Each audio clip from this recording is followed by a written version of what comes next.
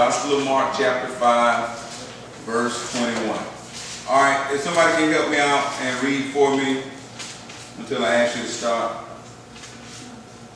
And when Jesus had crossed again into the other side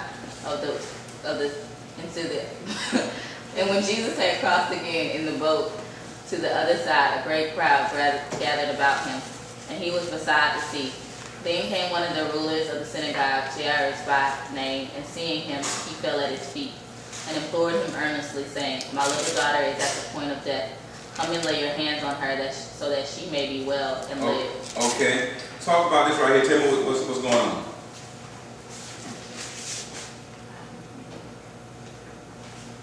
Anybody that has breath? Jesus had just finished healing the man with the demon. Right. And so he got in the boat and went to the other side of whatever sea or body of water that was close.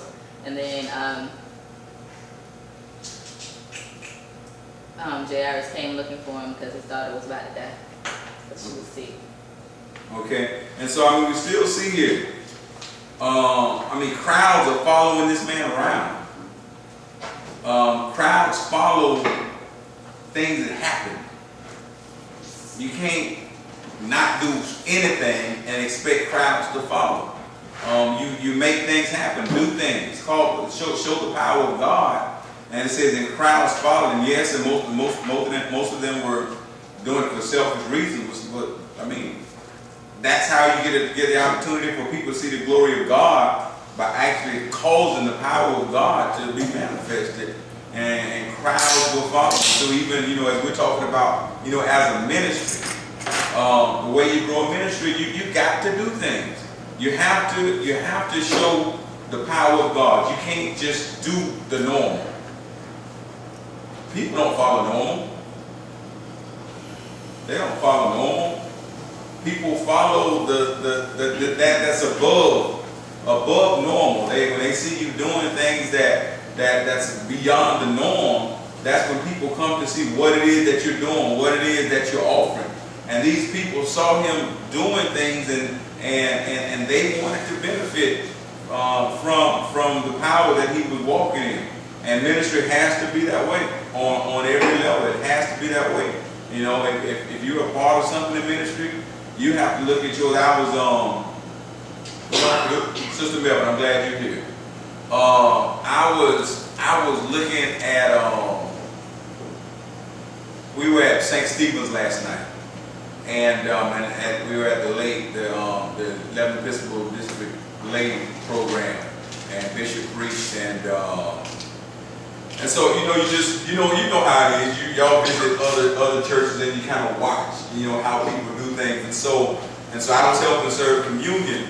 And so as we were serving communion, I'm kind of looking at, and I'm glad you're here too, Sister Cullen. I was watching, how people were functioning while the communion was being served. And then, so one thing that really caught my attention first, I was looking at the stewardesses. What they were doing as they were. It was just, y'all know how I'm about organization. I like organization. When I see people that, if somebody walks in our church, Sister Melvin knows, if somebody walks in our church and they come to church on Sunday morning and they like in the aisleway, like, which way do I go? Which way? And I'm like looking at the ushers like, come on, somebody help the people out. I like order and I like organization. And so as I was looking at the stewardesses last night, as the people were sitting and waiting on the people that were taking communion, and George right there too. As they were waiting on the people that's taking communion, as they got up and departed, what would happen is the stewardesses, they would be standing like say it's a line over here and a line over here, or we do it, two lines right here. What the stewardesses would do is lead them down. And so they would basically follow, almost like you follow an usher, they would follow the stewardesses down. And so nobody was in question as to where did I go, what do you want me to do? Nobody pointing, go over here. The stewardesses just led them, and then once they got the person to where they wanted to be, then they would circle around and go back to stand in front of the people that were waiting. But then I looked at the ushers after it was over, after all, everybody else had been served, the choir had been served before the stewardesses came, I looked at the ushers, and it was nice. It was real nice. And so the choir, they I don't know if it seemed like they rehearsed. And so the choir, they was singing a song, and it had kind of like a rhythm, kind of like that. And so you just saw the ushers, there was like 12 of them, and just all of them just right there waiting in the middle, and they were all waiting in the middle, and then so you had this big choir that came, and so the choir, once they got up, the whole time the ushers were standing out there in the middle doing, kind of doing like this, and as the choir departed, as they prepared to depart, the ushers were just taking like real slow steps. But they were like, it was, y'all know how I'm about gaps. I don't like big gaps and stuff. I don't like the choir waiting until everybody's going to come down. I want people in place. And everything was just so smooth. And as the choir was going, the ushers were taking just like real small steps going. And so by the time the choir cleared out, and then they were right in place and came and moved down, and everything was just, but it was synchronized, and people looked like they practiced, and they were ready for it. And so when I saw that, I was like, just looking at it, I was like, that's nice. And I think when you do in life or in ministry, when you do things that's nice, it catches people's attention. I'm in a worship service, and I'm actually serving the communion, but in serving the communion, I'm looking at all this because it was nice. And so I think if we try to be excellent in everything that we do, whatever it is, if it's in ministry or even in our personal lives or on our job, I think if we try to be better than average, if we try to be better than normal, I think it opens up opportunities to really do something great. And so that really caught my attention. But here, Jesus, as he's doing ministry, he's healing folk. He's not afraid of anything. He's dealing with demons, calling demons out. And everywhere he goes all the way on the other side of a lake, and it's a crowd waiting. I know they don't have cell phone. I doubt they got telephones, but some kind of way, people have found out he's coming near you all, and you got a big crowd waiting for him. Just imagine, if and our ministry is doing good. Our ministry is doing good. But just imagine, the better we get on every aspect of ministry, the better we get, people will come to witness excellence. People will come to and desire to be a part of greatness. It attracts. Who's the most popular basketball player in the world? Michael Jordan. Huh? Michael Jordan. Okay, Michael Jordan. I think it's somebody else. I think it's LeBron James right now. I think Michael's probably the best ever. But who's the best golfer? Most popular golfer, not best, but who's the most popular golfer? That's Tiger. But they're not popular for, they didn't just happen to be popular. They're popular because they're good. And they're good because they work at being good. You don't just become good. And so when LeBron James or Michael Jordan during his time, when they play, people watch. Televisions make sure that their games are on. When it comes time for playoffs, these are the teams that they want in the playoffs because these are where the ratings are gonna go. You're in football, you don't want the Cincinnati Bengals playing for the Super Bowl. You want the Patriots or the Giants, or you want I'll help Judith out. You want the Eagles, or you want somebody that's gonna draw a crowd. But you are like that because there's something special about you. And so I think in ministry we should always keep in mind that I can't be average. I have to be above average in order for the glory of God to really be manifested. Because God's not an average God. There's nothing average about God. There's nothing average about the ministry that Jesus was doing. Jesus was walking in all the authority that he had, and crowds were following him. And so it says that, it says a leader of the church by the name of Jerry, he came up to him and said what? I look glorious God. You don't have to put your hands on her. And so, I mean, this man wasn't hoping, you know, this man's like, she's dying, and if you come do this, you know, because if your daughter's dying, you're not going to waste time.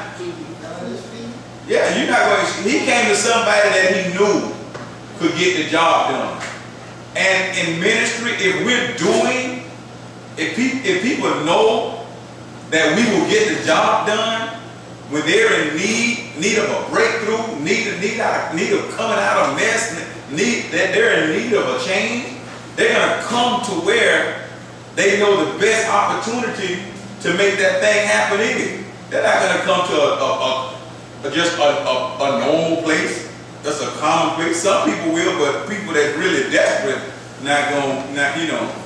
If now I might go to somebody that can patch people up, you know, give me a little. If I'm not in a real bad position, I might go and ask George, you know what I do? I had a cold for a couple of days and my back hurting and neck hurting. George, what I do? I might ask George that.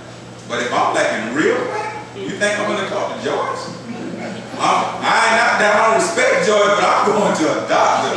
You know, I'm going to somebody that I know. And so when people out there dealing with the kind of stuff they deal with in the world, you know, when they get to a point of desperation, they're going to come to a place where they ain't coming to no games. They coming to a place where they know something can help change their situation. George, that's cool. Yeah, so I hope not. Why are you talking to me? Brad? My mother used to do that while the castor oil, boy. Yeah. I'll pass some castor oil days. I'm desperate. Put something, cut me, do something. My lady wife said, I'm going to give these children some castor oil. I'll be so much for you. I took enough for what I was. Katie don't even know what castor oil is. They don't use that stuff. I use it in my hair. It's good for your hair. It is? Okay, so now you don't have it. You might want to try. Well, that's the castor oil habit. All right. You told me. So he said, my daughter is dying. Did somebody over there have someone to say? Oh, I thought so. She said, my daughter is dying. He said, please come and lay your hands on her and heal her so she can live. I mean, this man had some amazing faith because he really believed that Jesus could get the job done. And so I want all of us to look in the mirror real quick. Look in the mirror and say, do you think people believe that you can get the job? Not you, I. Do I think that people believe that I can get the job done? If they needed for somebody to pray for them, they needed a word of encouragement. You know, am I in that kind of, or am I just normal? Am I just a regular Joe Blow and nobody really gonna come to me? You know, we have to be in a place to where people trust our relationship and our connection to God, to where when they're going through, say, you know what, I can go talk to that sister, I can go talk to that brother, and I bet you if I talk to them, this cliff that I want to jump off of, I bet you if I can talk to them, they can probably show me that it ain't necessary to jump off this cliff. You know, that's the place that we got to be in. But you don't get that from being normal. You got to be you got to be excellent in the way you present God, you know, in your life for people to trust you like that. Any comment? None? All right, let's keep going. 24. Somebody read for me 24. Just stop. A large crowd followed and pressed around him, and a woman was there who had been subject to bleeding for 12 years. She had suffered a great deal under the care of many doctors, and had spent all she had, yet instead of getting better, she grew worse. When she heard about Jesus, she came up behind him in the crowd and touched his cloak, because she thought, if I just touch his clothes, I will be healed. Immediately her bleeding stopped, and she felt in her body that she was freed from her suffering. All at once Jesus realized that the power had gone out from him. He turned around in the crowd and asked, who touched my clothes? Okay, let's start right there. Do you think Jesus has attention deficit disorder? No. Do you think Jesus has attention deficit disorder? No. No. He's supposed to be going, this man's daughter dying. Why is he worried about who touched him? He needs to be more focused, don't you think? Somebody touched you. He was focusing to someone. But this man, don't you think that's an emergency? The man's daughter dying? Why is Jesus stopping? But it He stopped on purpose. Huh? He stopped on purpose. But didn't he have something he was already working on? I know, but he stopped on purpose. Talk to me about that. Because then she was gonna be dead by the time she got there, so then he could get her up. So that he needed for that to happen. Yeah, there's some people that need to see some people fall all the way down so that he can get them back up. Just my house. No. It sounds good. It sounds good. And so Jesus is going with this. I mean, this is an important man. He's a leader in the church. And he said, my daughter is dying. The Man. lady is alive. Huh? The lady that touched his garment is alive. What you mean by that? What you trying to say? Because he's going to focus on that while he corrects himself. Maybe the situation with the daughter, he hasn't determined what he's going to do and how he's going to do it. But he can concentrate, see what he can do with her, and the same process of the time one follow number two. He might come to a conclusion where he is able to focus on the daughter and come to a conclusion that's going to bring him back. Both of those are great. And I'm going to, yes ma'am. This is song say if you need to call him up, like he can listen to you, me, everybody at once. You don't have to do one thing at a time. He's able to multitask. He's able to. She touched his clothes, okay, and the man needed his daughter healed. He may have already healed her. I mean, I'm just looking at Right. because he can multitask. You don't have to do one thing at a time like he did. Okay. I like all three of those. But those of us who've had the trials and tribulations, who have been in that kind of deficit, where the body is torn, bloody, blown, everything goes wrong. And people that have these things, like I have, or my daughter has, or my grandmother has, it's a line of it. But it has never stopped us, and I never thought I was handicapped. Because I was taught and told that God can do many things with many people at many times. He doesn't have to just have one thing. It will happen for you. Your point is to believe and bring it to the Lord with that belief. You talk to him, you gotta have that faith and that projection of understanding that I'm going to be all right. God takes good care of those who take care of themselves and come to him with it. You have to bring it to him.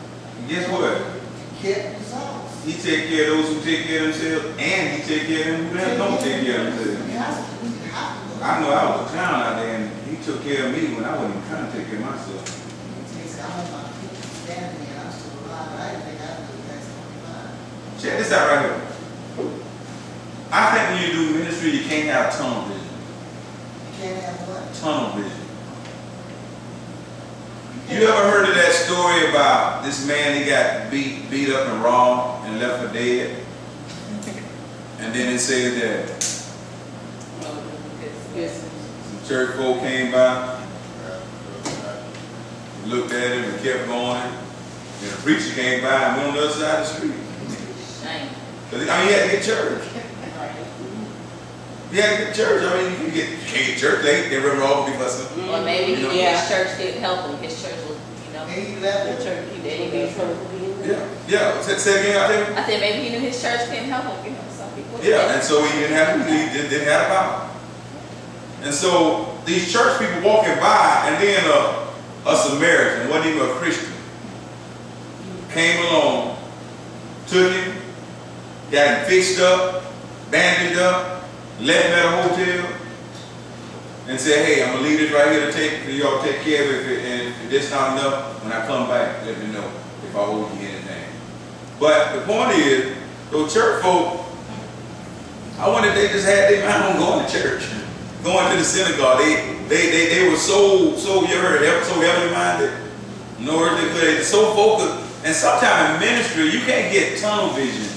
You know, you got to have eyes that are watching, ears that are hearing. You got to be sensitive to what's going on around you. And so yes, Jairus' daughter did need to be healed, but Jesus couldn't ignore every other need because Jairus' daughter needed to be healed. He had to believe that he had to believe that he had the ability to meet all the needs, but he couldn't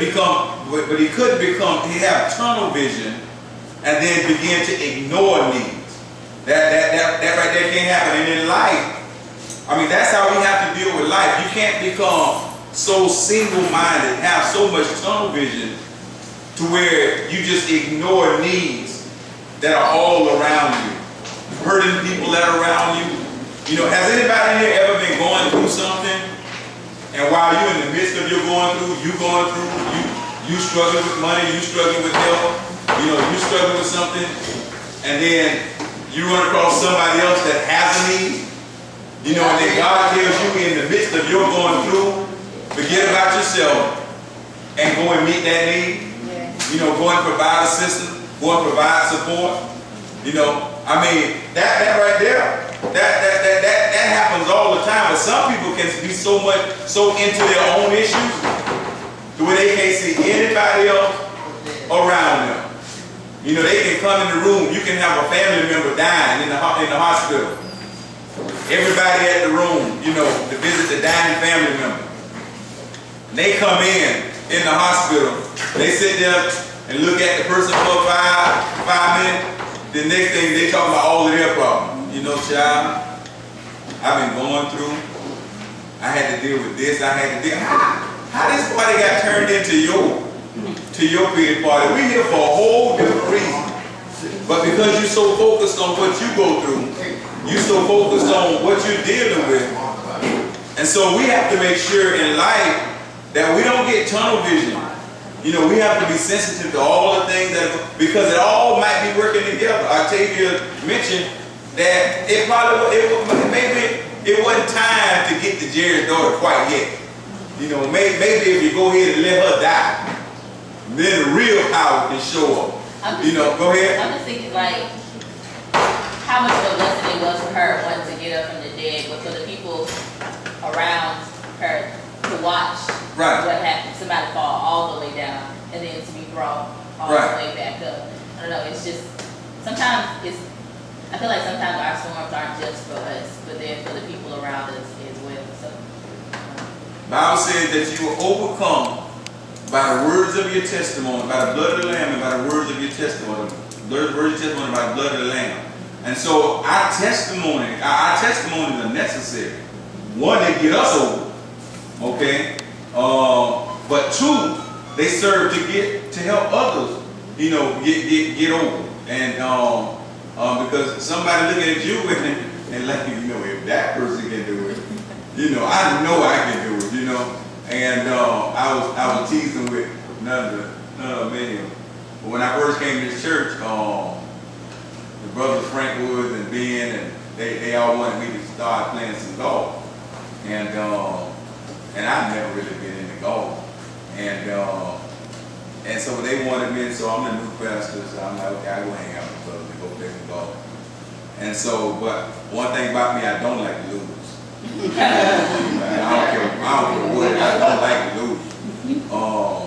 And so I was like, I'm not going to go out here, you know. And so Frank Woods, he let me hold his golf club, so I went to a drive range one time and games there, so kind of get ready to play.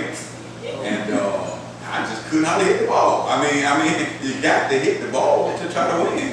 And it was hard to hit the ball. I can connect with the ball, but I couldn't get it to go up. Mine would just go straight down there. And I worked hard, but I just didn't have what it takes. So I went and bought a little video, you know, to try to learn how to do it. And after a while, I was like, well, you know, it's just not for me right now. And, but you know, the brothers wanted to play, so I was going to go with them. But so what I told them, I said, who all play with y'all? And so they were like, well, you know, me, Frank.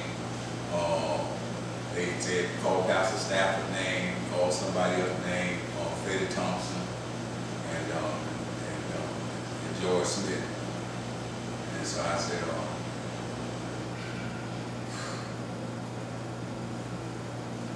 so who lives y'all again? Call name down. So all I'm trying to think, I gotta be one of them. I can't come in there. Because if it wasn't one that I couldn't think I could beat, I wasn't gonna go play with him. I wasn't gonna come in there and play. And so I started thinking about George. I said, I'll beat George. I said, all right, I'll go with y'all. I'll go with y'all. Make sure, I said, but if George don't come, I ain't coming. Call me when George coming. I'm coming when George comes. And so we finally got together a time where they could get George out there too. And like I said, I didn't come in last. Or I was second from last, but I didn't come in last.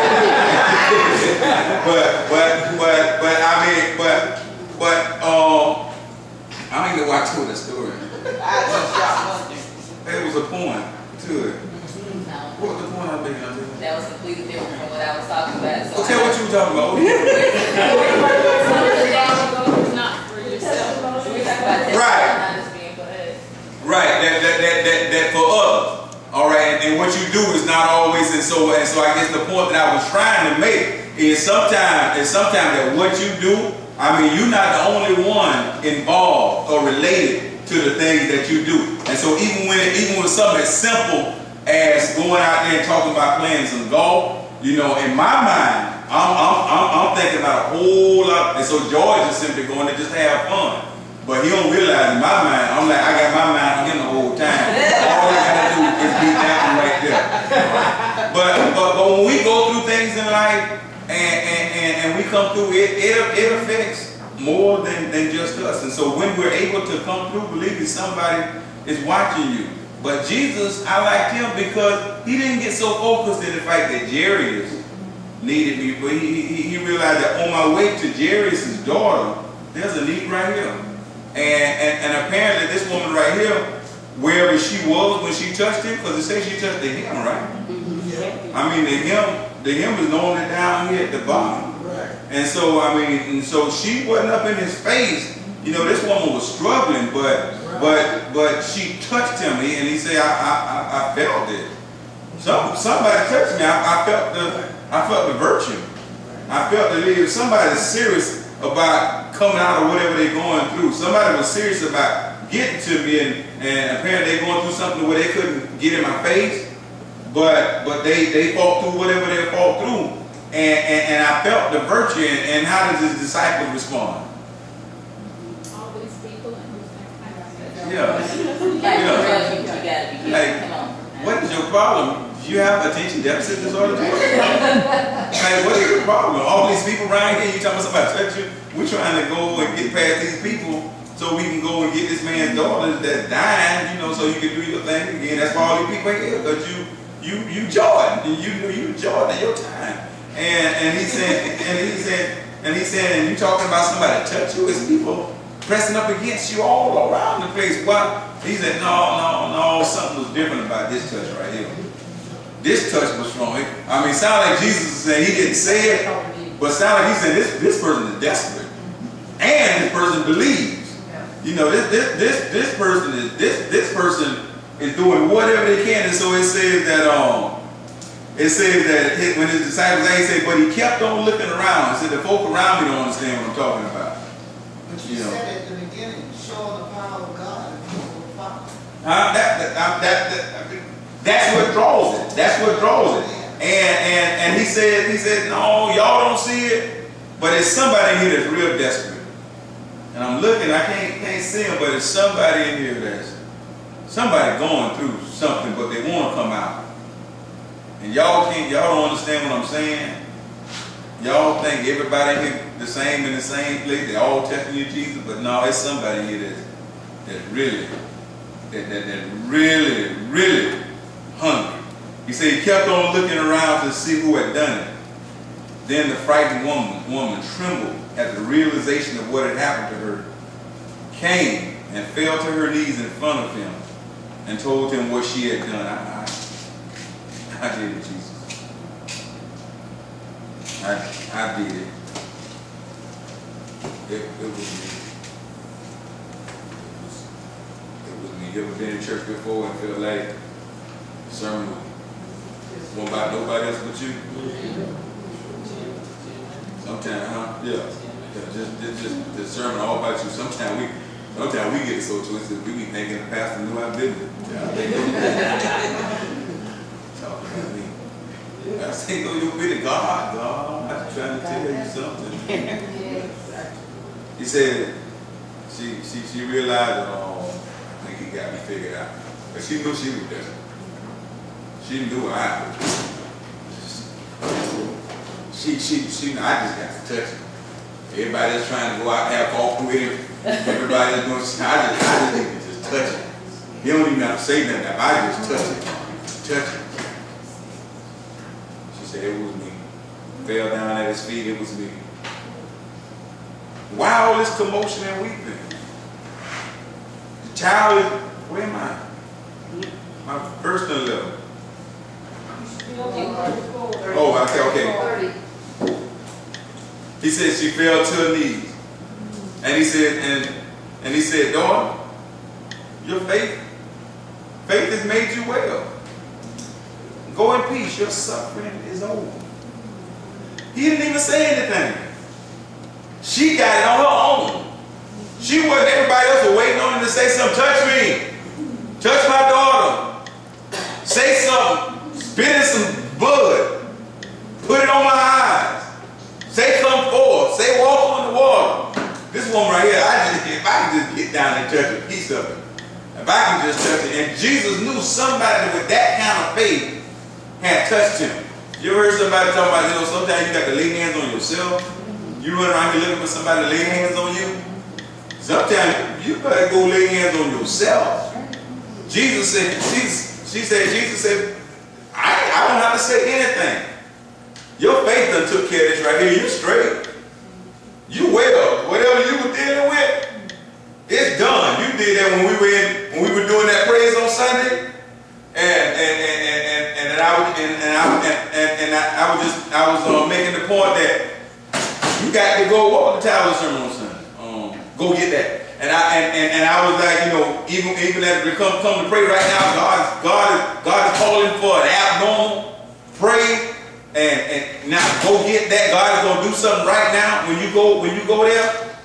And I just kept staying. I just stayed there and let y'all do y'all thing, because somebody was going. They didn't need to come to the altar. They didn't need for me to pray for. They was going and getting it right then. Everything, the healing, deliverance, what God had for. Sometimes we sit and wait. We got the opportunity to go get it ourselves.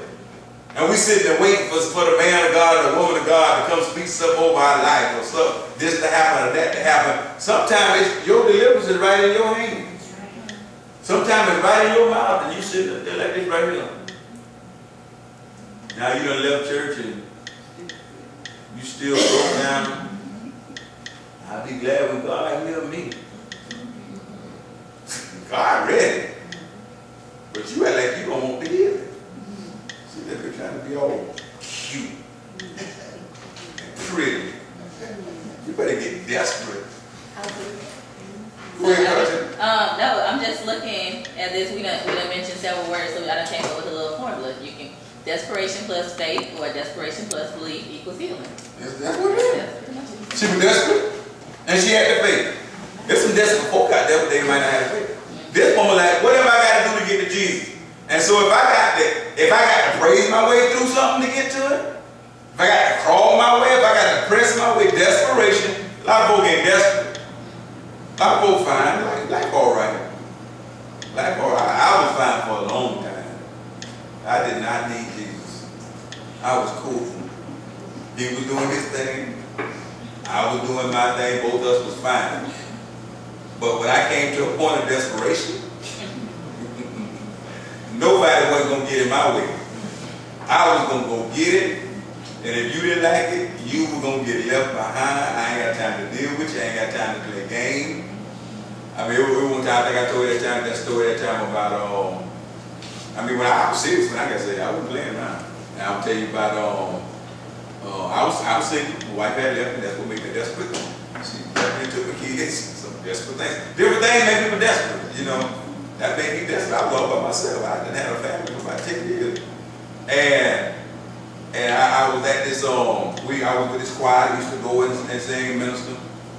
And I think I told y'all the story where late one night we got home and I was one of the people that drove, so we dropped these people off and this one girl, and I was single, one girl I dropped off, and then she called back. It's like 2 o'clock in the morning, I dropped everybody off, she called back.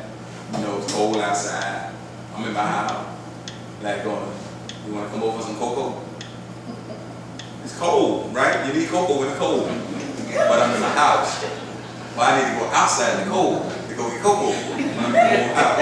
You know what I'm saying? The devil messed with you. The devil play, oh yeah, it's cold. Cold, you know it.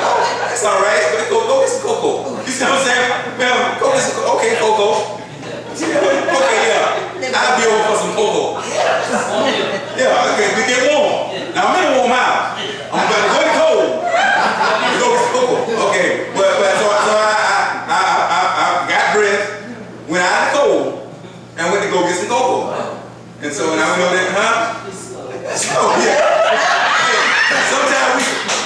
Sometimes we try to act like we slow. I wasn't slow as I was acting. But you know, just trying to make sense out of it. I wasn't stupid, but I let him say play with me, play with my mind. And go, it's all right to get some cocoa. And so I got over there. The girl went in there, picked some cocoa. I'm sitting out there. Now it's about 2:30 in the morning. Girl come out there and said, now you know you ain't come away from no cocoa.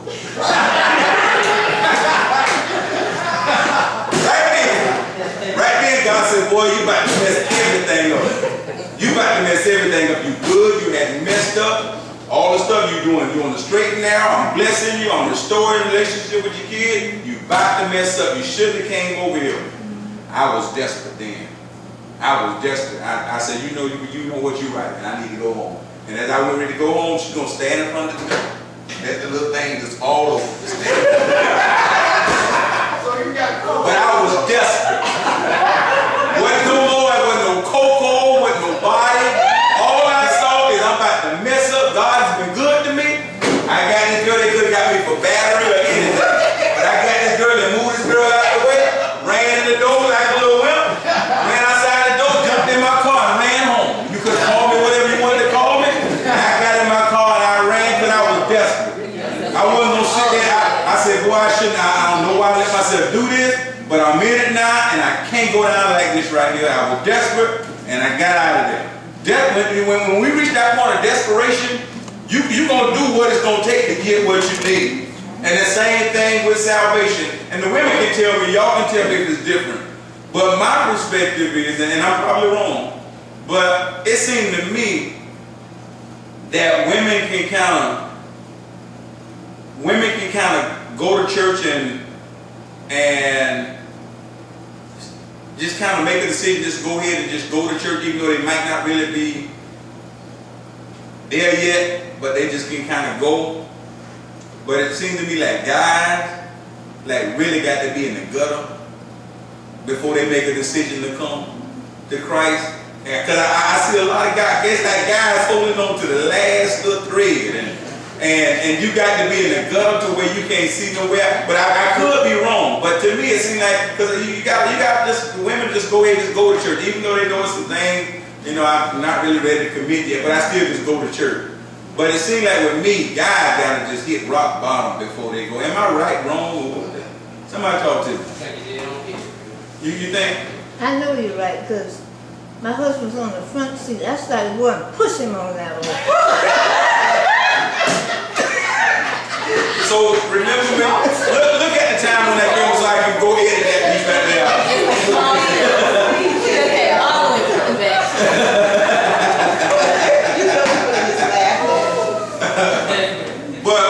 But that's one thing that I that desperation, everybody got levels.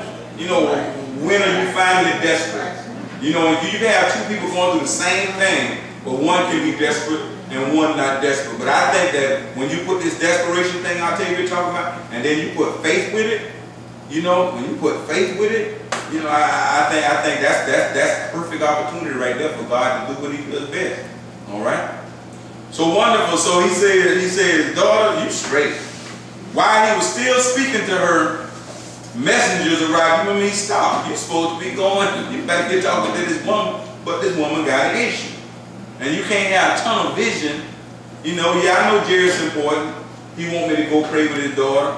But this woman right here, with this issue that she didn't have for 12 years, she just as important. And so let me take time, stop, and minister to this woman. I'm not going to go on the other side of the street and act like she's not here. I felt her. I felt that. I felt that. I wanted to acknowledge it. I wanted to acknowledge what she did, because as soon as she acknowledged that, yes, it was me with the faith, and fell to her face down before me humble, that it was done. Just like that right there.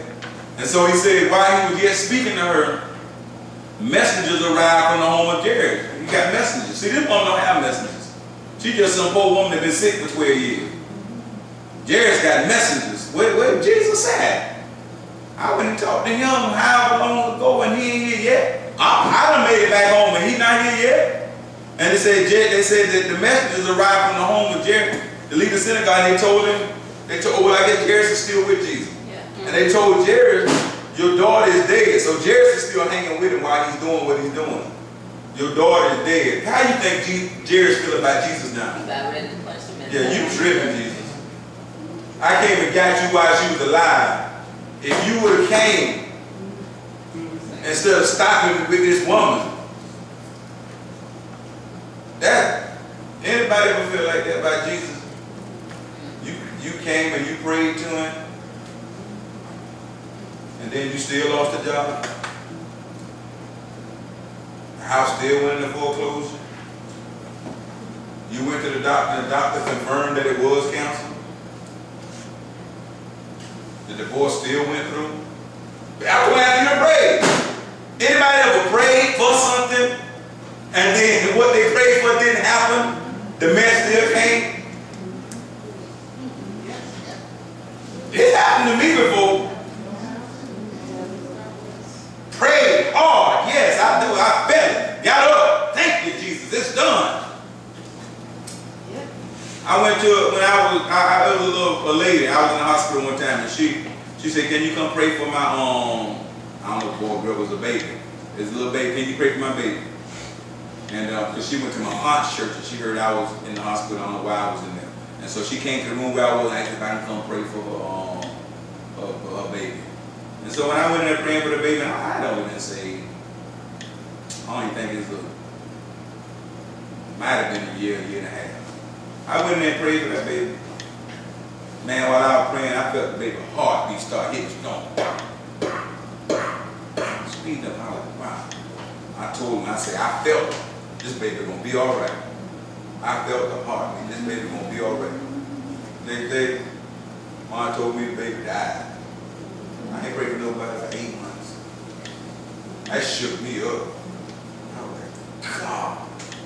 I just knew in my spirit that what I was praying for, this baby was going to be all right. Man, that thing shook me up. I wouldn't touch nobody for 8 months. People tell me I need prayer, I got you. Got you, but I ain't going to touch it. I was scared. That thing rocked my world, and God had to finally minister to me. And say, when you pray, all you do is believe. You don't tell me what to do. You pray, you believe, and I'm going to do what I'm going to do. And when I do what I do, you better give me praise. That's what I needed at that moment right there. I needed that right there. That helped my spiritual growth out so much right there. That took me to a whole nother level right there. And Jairus went to Jesus and said, Jesus, I need you to come and touch my daughter. They not even back yet. Jesus messing around with another sick person. Then his message come tell him, your daughter dead. I don't know about y'all, but let's see what Jairus got to say. What did Jairus say?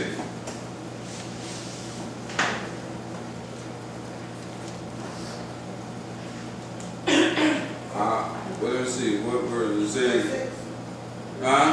36. 36, he said, your daughter is dead. There is no use to troubling the teacher now. You might well go ahead. Your daughter is dead, and you don't even bother Jesus now. Then Jesus stopped the crowd, and wouldn't let anyone go with him except Peter and James and John, the brother of James. They came and told Jairus, man, your daughter's dead. Ain't no need to bother Jesus now. Just This thing done got too hard for you. You ever been under such a mess, folk tell you ain't no meeting, ain't even praying about it no more? It's done. You done lost the house. They got it. I saw it in the paper. It's in the paper. It's going to be sold 9 o'clock at the courthouse. It's done. It's done. The judge said 15 years. It's done. The prayer was good before, but now it ain't going to do you no good now. Say Jesus stopped. Seems like Jesus got aggravated. Jesus like, hey, everybody else, y'all stay back here. I just need James, Peter, who said John. I just need James, Peter, and John. Nobody else don't even need to come. Why y'all think Jesus told nobody else to come? You don't need that negative energy around you. Sometimes you carry dead weight around, and you wonder why you always going through. Because you're dragging dead weight around. Some stuff you just got to just let it go. Let it go. If it's meant to be your friend, it'll come back. If it's meant to be, it'll all work itself back out. But if you want something amazing to happen, you know, that's what I do in ministry. Y'all know. I ain't gonna bother me at all. Tell somebody, don't worry about it. We can get it done.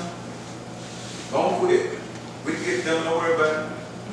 Go sit down and get a break. We get it done. I ain't calling you a monkey, but one monkey don't stop the show. You can't. There's some stuff you just, if you're gonna really do great stuff, there's some stuff you got to go ahead and just stay back here. Don't worry about coming in here with me. I'm going to pray. I'm not going to pray to play around. I don't pray to play. Who pray to play? When I play, I play. When I play, I go outside. I go on the basketball court to play. I play with kids, you know. When I'm praying, I ain't playing. I'm serious. I need something to happen. You know, when I'm blessing my food, I ain't just playing. I don't know what these people that did to my food. I don't know what's going on. God bless this food. People die every day from stuff wrong with food. What makes me any different? God bless this food. I don't play. I don't play around. When I'm talking to God, I try to listen. God, tell me what to pray. I know how everybody else pray, but I ain't concerned about that right now. Yeah, I ain't concerned about how everybody else. You might like it, you might not. My prayer might not excite you. When I'm praying, I'm listening to God, and God just tell me what to say. You come down to the altar, give your life, you come for prayer. I might not holler. I just might say, God, y'all know I might just say, God, do it for me. I got to listen to God, because I'm not playing. And I'm sure y'all the same way. You don't pray to play around. You could be, why are you praying? You praying to make something, to connect with God. To get Him to speak back to you. So you can have some clarity. I'm trying to get some peace. I'm about to lose my mind. Help me understand what's going on, God. Brother David called today and asked that we, pray for his son. He said, when I got his text message, y'all know Brother David Elson. He just had hip surgery. Did y'all know that? Yeah. He just had hip surgery, but he called me today. He done had surgery and he in rehab, but he's still praying for somebody else. His son got a bad report. And mindset kind of it's bothering him. He said, I need you to pray for my son. But I can go from the text, I can see from what it said, that I need to call him now. He's like, I know you're busy, No, I feel it. I feel you need to call right now. And I called him, and he did. But son, had just got some real bad news, and he wanted the church to pray. He believed the church got power. Amen. Why would you go to a church if you don't believe? If y'all don't think the church don't have no power, go to another church. Amen. Go find a church with power. Don't keep hanging around a church that don't have power. Why would you do that? When I take my car to the shop, I expect them to get it fixed. If I know they can't fix it, I ain't taking my car there. If the church don't have no power, go find a church with some power. Y'all going through stuff in your life. You ain't got time to be playing with people that's playing around. And he said, I know this church has power. He says, I need y'all to pray.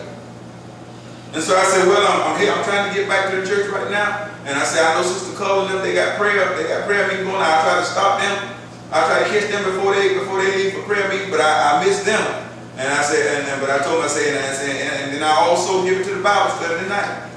Now, there's people that study the Word. They know what the Word say. That's the kind of folk you want praying for you. Some people pray for you don't know what the Word say. You know, when you pray for me, I want it to match up with what the Word say. You know, if I got a wife, don't pray for me to get a girlfriend. You know, pray, match up,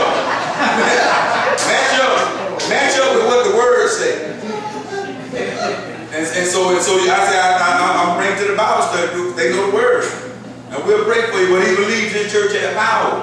And his church could go and talk to God concerning this situation right here. And Jesus said, you know what, y'all talking all that negative stuff? Y'all talking about what can't happen? Oh, she dead, don't bother him now. All this right here don't bother, well, they done already got sentenced. You know, this right here don't bother him. Jesus said, you know what? Y'all ain't got enough faith to be hanging around me. Y'all stay back here. Peter, James, and John, let's go. Sometimes you got to know who you can go with. Everybody ain't meant to go there with you. Some folk can go with you to a point, then you got to lead them if you want something real powerful to happen in your life. And so he said, y'all come with me. Hey, y'all stay right there. And it says Jesus saw much commotion and weeping and wailing. There's too much sad. What y'all crying for? Did you come get me? When you come get me, don't think that because she done died that I can't do what you came to get me. You called on the name of Jesus. Now what you crying for now? What you scared of now? That's like us going to God and prayer. God, I'm trusting you, God, to do this and do this. And then you get home and see a little note on your door, say your lights off, or get a phone call saying somebody coming to get your car, or get a doctor call and say, yeah, it is, Cam, and then now you losing it. What you losing it for? You talked to Jesus, didn't you? He the same God that before you found out that you have the sickness that you have, and you talked to him when they were just testing it. And you talked to him, you prayed to him, now the test came back and you found out that it is the sickness. What you done broke down for now, he the same God. Why are you tripping now? Why would we do that? We pray to God, don't let me lose my job. We lose the job. Now we done broke down. What you breaking? He the same God. You think it's too hard now because we done lost the job? It's too hard now because the doctor say you have HIV? No, it's too hard now because the judge said guilty. Is it too hard for God? He's the same God that you prayed to. Why you lost it? I think sometimes we get frustrated when God doesn't operate how we want him to, or the way we want him to, or when we want him to. And then you tend to take things back and say you was working too slow. That's kind of what happened here. But I mean, Scripture says that his ways are not our ways and his thoughts are not. So why would he do exactly what we want done when we want it? And then the funny part about it is that when they did that, when they allowed that to happen, guess what Jesus did? He separated himself from them. And when we do that, he just said, I can't do what I want to do messing around with you now because you don't even believe now. Y'all sitting around here crying, y'all wailing, y'all ready for a funeral. I can't, y'all, didn't y'all call me? What's all this right here? And so Jesus said, it's too much weeping going on. There's too much commotion. It's too much all this. He said he went inside and asked, why all this commotion and weeping? This child isn't dead.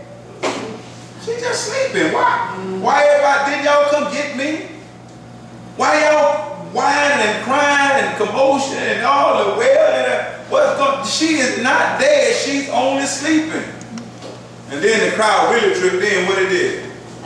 Started letting okay. Yeah, right. Like, I checked the pulse. Right. She not dead. Right. Yeah. Oh, right. My car not gone. I see the drag marks down the street. We took up them drugs. I see the marks down the street. Right. Right, my heart. I see my furniture in front of the house. The chair done put everything. I see it. You gonna tell, they start laughing. Boy, I'm telling you, don't ever doubt Jesus. Don't ever doubt Jesus. I was talking to somebody, I was talking to Wright, Carolyn Wright, yesterday. And, you know, she had to go to, I didn't realize she had to go to the hospital. I just thought her back went out. And so, actually her back, it went out. And the ambulance had to come get her. And she had to go to the hospital. But she was saying that on the way to the hospital, because she couldn't move, but she just kept saying, Jesus, Jesus, Jesus. And she said the little medical person was laughing. Okay, let's see what Jesus, some kind of smart comment about what Jesus is gonna do. And she was like, okay, yeah, you laughing now, you mocking now, but one day you gonna see. And he just laughed. He just laughed. This folk will laugh at the name of Jesus. Oh, well, have you ever had an employer? Hopefully not. Have you ever had an employer? Tell you said when Jesus go, or especially right here. Have you ever had a bill collector call you? And I done been there before. Now when I got saved, I had to go through. All right, I had to stop doing some things, and so I went through financially. And for about 3 years, bill collector called me. Bill collector called me. They get crazy like it's their money. I got some witnesses in the house. You ain't got to say nothing loud, but they get crazy like it's their money. And start demeaning you and questioning your manhood. And I'm like, man, it's just a job for you, man. And you may trying to say stuff like, I just know Jesus is going to work it out. And then they laugh at your Jesus. Have you ever had somebody laugh at your Jesus? Had an employer laugh at your Jesus? You saying that, you see what Jesus is going to do. If you going to get that flow mark. What Jesus is going to do then. It's folk that will laugh at your relationship with Christ. And they laughed at him. But he made everybody get out.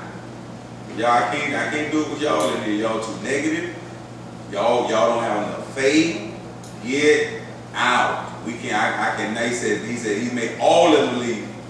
And he took the girl's father and mother and his 3 disciples into the room where the girl was lying. Holding her down, holding her hand, he said to her, Talitha kum, which means little girl, get up. And the girl was 12 years old. Who was 12 years old? He had to stop and deal with a woman who had been dealing with something for 12 years. And then she came, and this little girl, 12 years old, dead, took her by the hand and said, Talitha kum. And the scripture said this little girl, who was 12 years old, immediately stood up. Everybody outside laughing. She stood up. Everybody else outside mocking. She stood up. Everybody outside doubting. She stood up. Says she immediately, she stood up and walked around. They were overwhelmed and totally amazed. I'm going to tell you, as much as I have faith in God, God blows my mind. He blows my mind. I mean, I feel like I have great faith, but he blows my mind so often. I mean, I was telling, who was it? Might have been Miss Davis. I was telling, I was telling the same David Elson. I guess he had talked with you, Shirley, and you had told him about the school, the scores with with St. Paul School Lexington. And so he said, I mean, this man just had a hip replacement, and he talking to me about school, and he said, yeah, I heard everything was great. Shirley, I think Sister Davis told him that everything went great, and so I said, yeah. I said, you know what? I said, God just absolutely blows my mind. Because when you do something, God telling you to do it, you know it's going to work out. But you just don't always know how good it's going to work. I can remember we sat in the meetings. I don't know if anybody in here was in those. Judith might have been in there. I can remember when we sat in this meeting, we were setting goals. And we were saying, well, what we want to do, right now our kids are around that 50% proficiency. And the rest of the county is around 80%. And in 3 years, we'd like to get to 70%. And then Ed Weeds, Dr. Bryan, Jackie Bryan's daughter, was like, well, no, why don't we shoot for the 80? And so I was like, no, you gotta be realistic now. You gotta give yourself goals that you can achieve. And in 3 years, that's a bit much. Why don't we make sure we give ourselves something that we can accomplish? And I can be pretty persuasive, so everybody was persuaded and they agreed with me. Yeah, let's give ourselves something the way we can accomplish our goal. And then as we were going through this school year, we were going through it, so we kind of really set the environment. So when we took our first assessment, and at this grade level, this was called a fair, but it's the probability that they'll have success reading, and so it's still a state assessment that lets you know whether this child, or the probability of this child being successful reading and proficient. And so when we took our first in September, and it was like, October, it was like 50%. We're like, well, Mr. Randall was like, well, we knew that's where we were, but that's why we started school, because our population was around that 50% range. And so this is no surprise to us, let us know that we are what we thought we are, or what we thought we were. And then we took it again in January. Then we were a little concerned because it was still 50. Like, okay, we got to get on this thing. And but we were still working hard, and even making sure our teachers understood what they needed to do. And Ms. Davis started really spending one-on-one time with teachers, making sure that they understood whatever techniques it is that teachers use and what they was the steps and methods and things like that they were supposed to be using. And when we got that scores in that last test we took in May, and once we averaged all the students out, they hit 78%. I was like, wow. I did not. I mean, we thinking when year one in my mind, I'm like, in year one, if we can get up around 58, 59, that'd be good for year one. And next year we can get them ready for the FCAT, but we're around 58, 59, and we're not with the rest of our population. And so we're doing good, maybe year two, 65, 66. And in year one, when our students, we got little kids like, y'all know little Jamal, right? Everybody knows Jamal. But his mom coming in like tripping, like, my son can read. She all on Facebook, excited because her child is reading, and he's in kindergarten and he's reading, and that's not people didn't think he could do that kind of stuff. I couldn't even be cool. I tried to be cool, I know God was gonna do that thing. Yeah. Well, I got in my car, I started crying. Man, I was like, God, I can't believe you did this, God. Because the community, we doubt each other all the time. Always talking about what each other can't do. And so you got so much negative stuff on the community, so much lies and all kind of stuff, and you're trying to do something positive, and then you're taking a risk because you're taking the whole population. And we have some very bright kids, but you're taking the whole population. We didn't intend on it being this way, but our school is 100% minority. 98% black and 2% Hispanic. That's our whole population. And so you're taking that whole population and saying that we're going to be successful despite what our scores look like. And so you already know it's uphill. Folk doubt you, folk laugh at you, folk really know that it's not going to work. And then that quick, we struggle so much financially. Judith knows, Sister Melvin, everybody knows it was covered. Everybody knows it was a struggle financially because our enrollment wasn't where it should have been because the community didn't jump on board. And so we didn't have, our enrollment wasn't with it, so that meant we were going to struggle financially.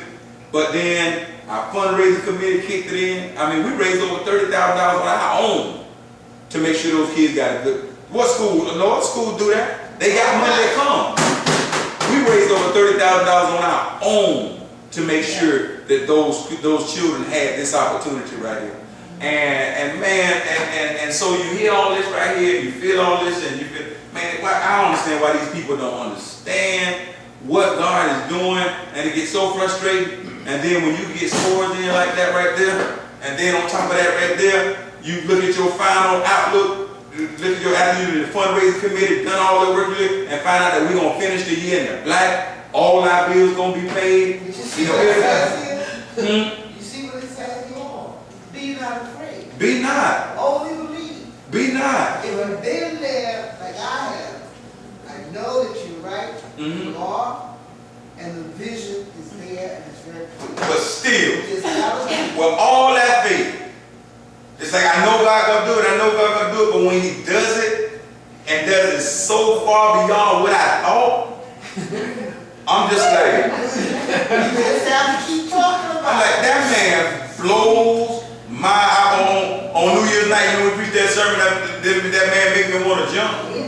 I mean, God, I jumped through a wall for God. He said jump on the way up, I'm gonna be like, ha. You know, and he said run through that wall, I'm gonna run, because I don't understand from where I come from, all I did, who I am, all of our shortcomings. Why would He choose us and keep blessing us like He does? I don't deserve it, you don't deserve it, we don't deserve it, but He does it, and don't do it little. He does it big. I mean, He does it huge. And man, I just on my way home, I know it had to be for lack. I don't think I started crying until I got on top of that St. John River, that bridge in Black. That God blew my mind. And He does that. He blows our mind. Yes, ma'am. He said that people are overwhelmed. And this is just the mother, the father, and the disciples. They were overwhelmed and they were totally amazed. And as much as I trust God, He still just blows my mind. You know, I see the school over here, and I know when we're gonna do it. You know, I know that as soon as we finish, not this year, but next year, as soon as we finish next year, the 2015 year, I know we're gonna build a school over here. I see it. But you know what? I can't even. What God is gonna really do, I can't really even imagine it. All I see is it's everything I see is beautiful in my eyes, it's amazing in my eyes, but He's gonna blow my thoughts out of the water. I mean, our kids are gonna walk into a campus that they can be proud of. They ain't gonna be shabby, nothing gonna be shabby, nothing gonna be second class about it. They're gonna walk in there and they're gonna have an excellent campus. The environment, I mean, it's just. And I still can't imagine how big God is going to do it. And just think about that. Everything that God does in our lives, when you think about it, when I think about what God does, I cheated on my wife, I dogged her out, I was the biggest dog you can think of. I couldn't even tell her all, I couldn't even name the people because I don't even really know everybody. And she took my kids, left me, and she should have done that. And was so mad, told me I'd never see them kids again. And so, for me, just to be able to see them again is like, thank you, Jesus. Thank you, Jesus. But her doing that ran me to Christ, because I didn't take my children to church. I take my bride. I go to church, that's not what I do. And so, my children wasn't even growing up in the church. And so, but when she left me, I ran to Jesus and got so serious about Jesus. And in 3 years, by being committed to Jesus, running out of that girl house when she talking about Coco, see if I would have stayed there. I would have messed myself up. But because I ran out of that house and I was faithful to God, in 3 years, the same woman that told me I'd never see my kids again called me and said, I respect the man you become so much that my son needs to grow up with you. And I said, well, you can't split them up. I mean, my daughter got to come too. I mean, we can't split them up and have one. She was like, she said, I trust you with my children. And by then she had another little baby. That's Jamal, my drummer. She had him. He's not my biological son. And I said to Jamal, I know his dad didn't step up to the plate, and now he's over there. He's 2 years old. I say, I mean, you just need to go and send all of them. They were living in Tampa. And she sent my children and her child, it wasn't even my child, sent them to live to Gainesville with me. Now tell me, is that not God just doing? I would have been happy with just being able to have a relationship with my children. I got them and an extra one. I mean, if that ain't God, I mean, these people, it said they were amazed. My child was dead. Now I'm sitting here looking at my baby walking around. My child was dead. Now I'm sitting here looking at my little baby girl moving around and walking around. God blew their mind. Okay, if you wake her up and she's in a coma for 5 years, the way she can at least nod and blink.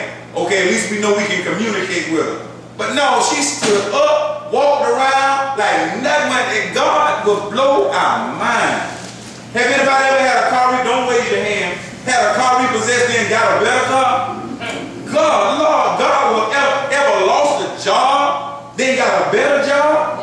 God will blow your mind. Anybody ever had somebody walk out of them in a relationship and then find out that that was the best thing that ever happened to you in your life? God will blow your mind. Even when you mess up and make mistakes, he'll take your mistakes and he'll turn them around and make them work out for your good. Not that it was good to make the mistake, but he loves you so much that when he made the mistake work out on your behalf. I mean, he just blows our mind. And they said these parents were sitting up here because God had literally blown their mind. And Jesus gave them strict orders. Don't tell anyone, right? Yeah, right. Don't tell anyone what happened. Then he told them to give her something to eat. He blessed you, then said, feed your blessing. Think about your blessing. Now God said, go. He blessed you with a job. Now go take care of the job. Act like you appreciate the job. Go work hard on the job. He blessed you, you wanted a car so you can get to church. He blessed you, now go to church. Go feed the blessing. He blessed you with a children. Marilyn, I know it was hard pushing that big old boy out. I know it was hard. But you got him out. Now he said, now I'm bless you. Now go nurture that blessing. Bring him up, raise him up to be a strong man. A man, a God-fearing man. When he bless you, now you got to go take care of the blessing. Think of the last thing God bless you with. Now go take care of it. You ever seen somebody get a job, then start complaining? Get a car, then start, it was a hoopty when you bought it. Now you complaining about the hoopty. Get the blessing, go take care of the blessing. Bless you with a man,